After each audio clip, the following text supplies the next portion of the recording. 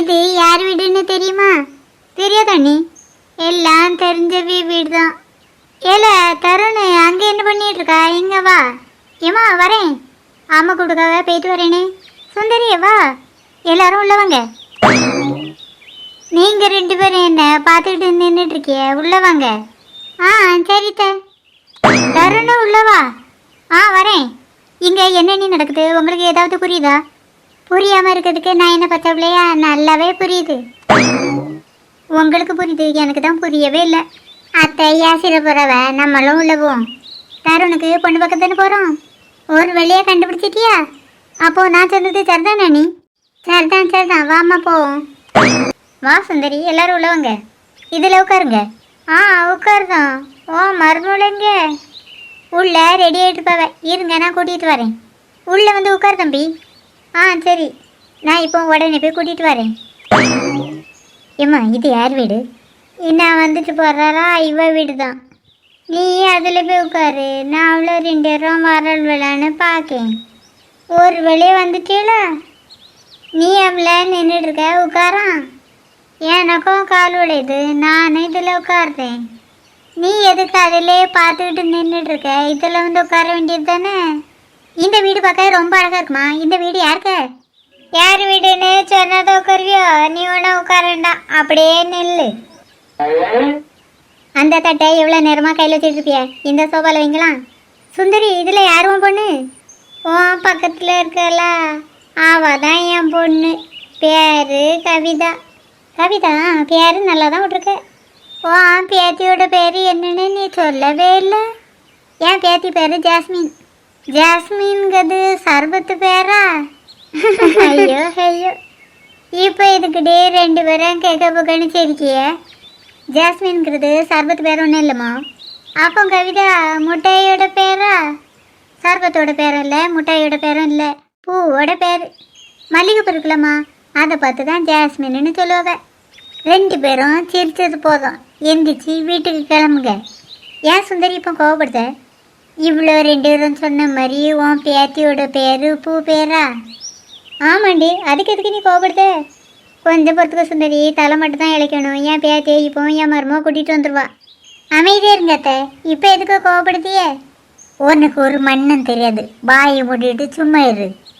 நெபரடி, நீ முதல்ல உன் பேத்தியோட பேர் இதுன்னு சொல்லியிருந்தாண்டு வச்சுக்க, நான் இந்த வாசப்படியில் கால் எடுத்து வச்சிருக்க மாட்டேன்.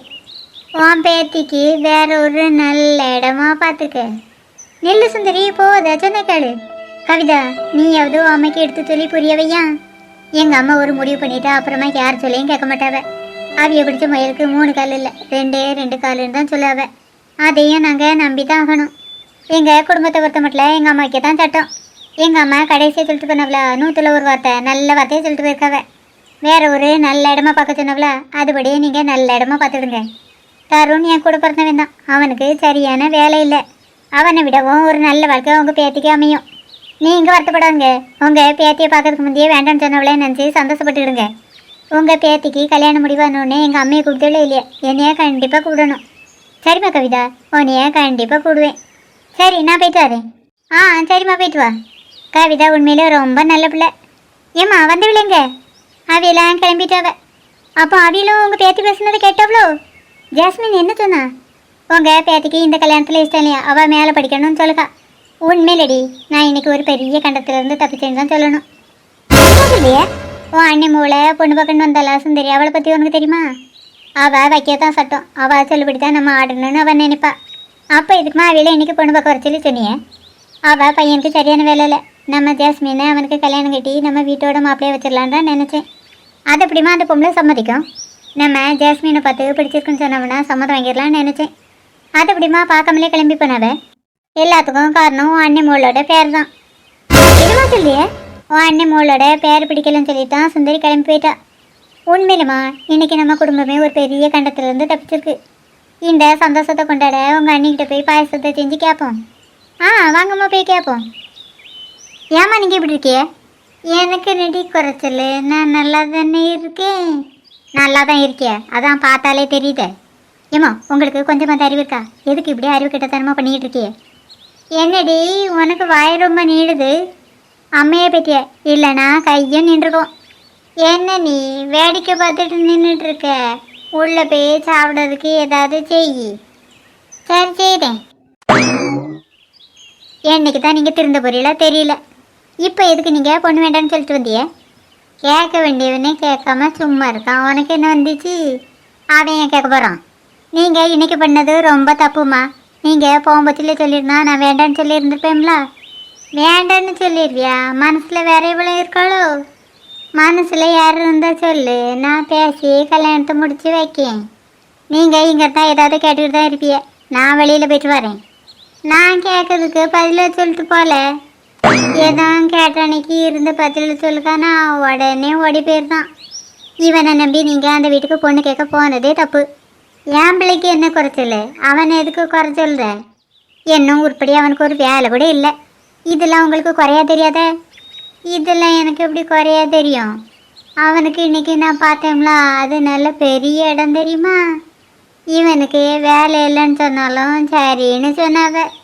அதான் நீங்கள் பேரை கேட்டுட்டு வேண்டான்னு சொல்லிட்டீல. பொண்ணு கலராக இல்லை வேண்டான்னு சொல்லிக்க தான் நான் கேள்விப்பட்டிருக்கேன். அதை மட்டும்தான் நீ கேள்விப்பட்டியோ? பொண்ணு படிக்கலைன்னு சொல்லிடலாம் வேண்டான்னு சொல்லியிருக்காவ. இதுக்கு ஒன்றும் குறைச்சல் இல்லை. நீங்கள் இன்றைக்கி எதுக்குமா பேர் நல்லா இல்லைன்னு சொல்லிட்டு வேண்டான்னு சொல்லிட்டு வந்தியே? இதெல்லாம் உனக்கு தேவையில்லாத கேள்வி. வா, நீ உள்ள ஒத்தையிலே சமையல் செஞ்சிட்ருப்பா.